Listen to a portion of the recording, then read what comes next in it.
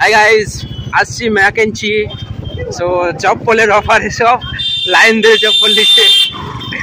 এই যে চপ্পল কিনা লেগে সব একটা ব্যাগের অফার লেগে লাইন দিতে হবে তো। এদিকে পুজো তো না, সব দেখতে পাচ্ছেন আপনাদের লাঠি চার্জ করার লেগে বসে আছে। আমি তো ভিডিও করছি তো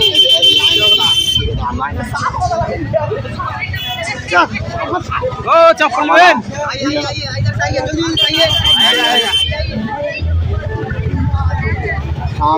আজ আর চপ্পল পাবো না, কালকে নেবো। ঠিক আছে, লোক রয়েছে